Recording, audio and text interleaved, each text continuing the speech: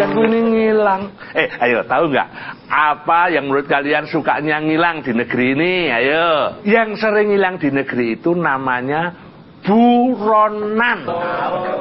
Ya toh? Kan namanya buronan ya hobinya sukanya ngilang. Kasihan ya suaminya. Enggak, suaminya dong. Namanya kan buronan. Ada apa toh ini, ada apa kok wajah pembantu kok seneng gitu ya? Padahal jangan bilang-bilang loh ya, bulan ini nggak saya gaji dia. Aduh, gitu sih. Kalau soal gaji, Ndoro, saya ini sudah ikhlas banget. Saya itu selalu ikhlas sama Ndoro, memang miskin abadi. Ndoro, ini ada email. Aduh, email. Kok nggak bilang-bilang aku masuk lagi ya? Loh, Mudandang. email. Mudandang. Email ini pasti cantik. Perempuan dong. Yang permanen bukan miskinnya doang. Apa? Begonya juga permanen.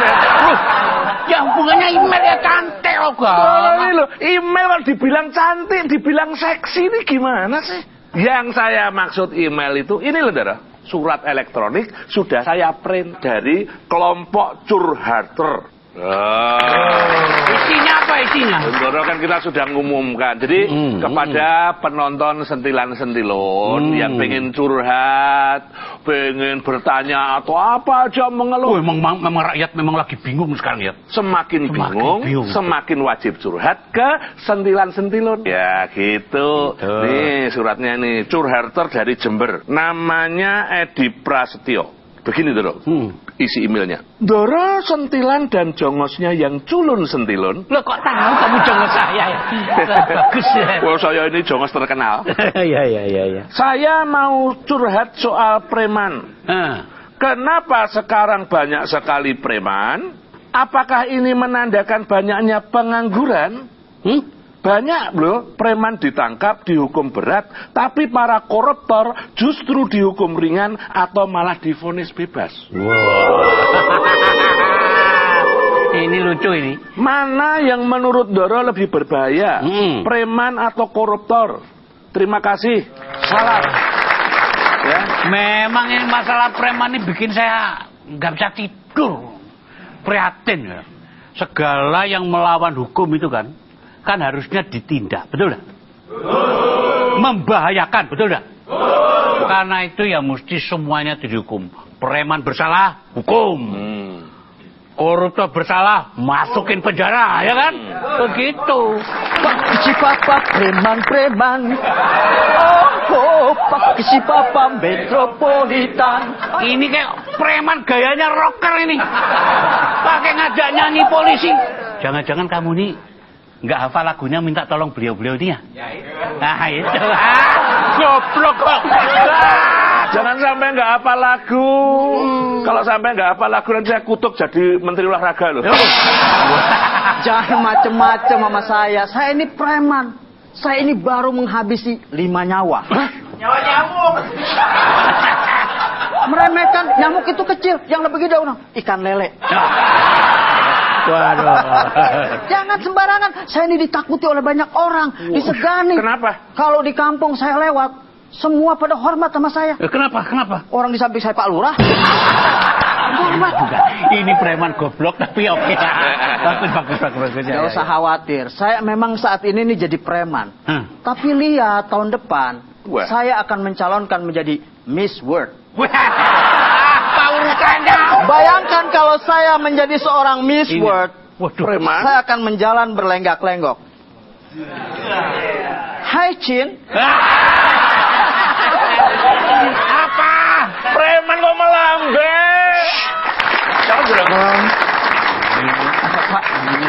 Orang penting ini. Iya. Waduh, Pak Dianus apa kabar? Oh, kok penting Doro? Dari mana Doro? Ini dari Kompolnas. Kompolnas? Iya. Ngompol tingkat nasional? Kompolnas itu apaan sih? Nah itu, Kompolnas apa Pak? Komisi Kepolisian Nasional. Seru ya?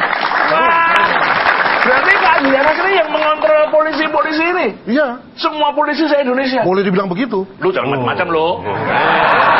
Oh, nggak apa-apa kok. Kapolrinya bilang. Aman terkendali.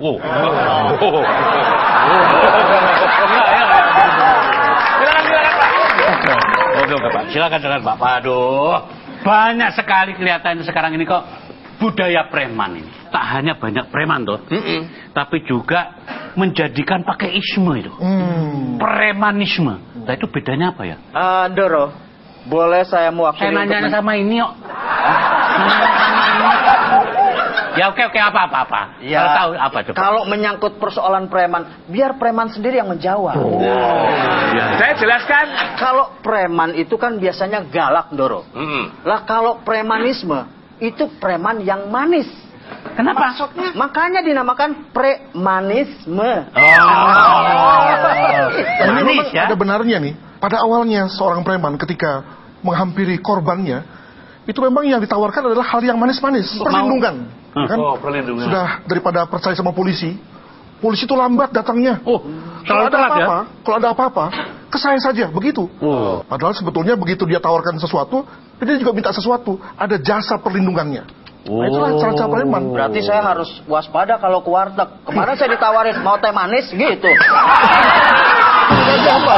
Hubungannya apa nih?